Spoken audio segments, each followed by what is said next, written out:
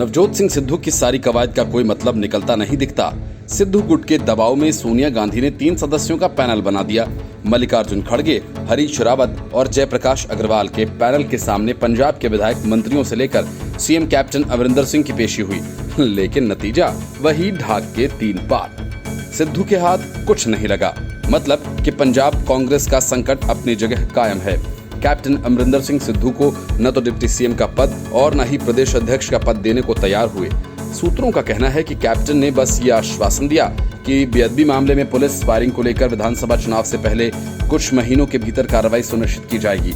सूत्रों ने कहा कि सिंह अपने नेतृत्व में पार्टी को चुनाव में उतारने के लिए कमर कस रहे हैं और ऐसा कहा जा रहा है कि सिद्धू को डिप्टी सीएम या पीसीसी प्रमुख के रूप में पदोन्नत करने से राज्य इकाई में नेतृत्व समीकरण बिगड़ सकते हैं। सूत्र बताते हैं कि कैप्टन ने कहा कि सिद्धू कैबिनेट में फिर से शामिल हो सकते हैं और उनके लिए एक पद खाली है। सीएम ने यह भी स्पष्ट किया कि सिद्धू को पीसीसी प्रमुख नहीं बनाया जा सकता क्योंकि पार्टी इकाई में कई अन्य वरिष्ठ नेता हैं जो उस पद के लिए पात्र हैं। साथ ही दोनों पद सीएम और पीसीसी प्रमुख जाट सिखों के पास नहीं जा सकते।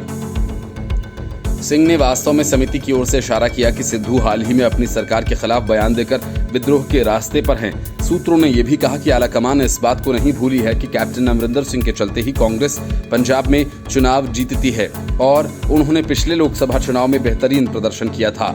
अन्य लोग जो समिति के सामने पेश हुए हैं उनमें से किसी ने भी सिद्धू के नाम को दोनों ही शीर्ष पदों के लिए आगे नहीं रखा।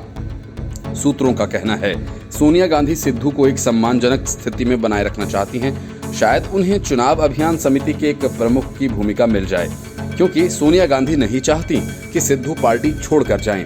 लेकिन कैप्टन अमरिंदर सिंह के तेवर पहले की ही तरह तल्ख हैं।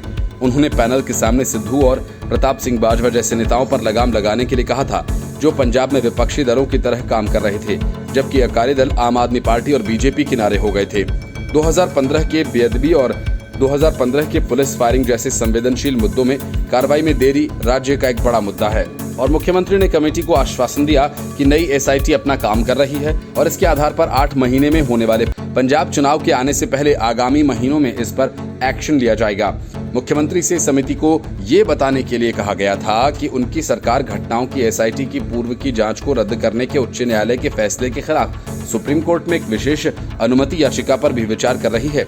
समिति के सामने पेश होने वाले अधिकांश कांग्रेस नेताओं ने कहा कि मामले में कार्रवाई में देरी एक बड़ी चिंता है और आगामी चुनावों में पार्टी को नुकसान हो सकता है क्योंकि 2017 के पंजाब चुनावों में चुनाव से पहले किया गया ये एक बड़ा वादा था। सूत्रों का कहना है कि हाईकोर्ट के दखल देने से पहले ज्यादातर जांच पूरी हो चुकी थी क्योंकि बादल परिवार ने जांच की पूर्व कल्पित धारणा पर सवाल उठाया था क्योंकि पहले एसआईटी का एक पुलिस अधिकारी बहुत मुखर था।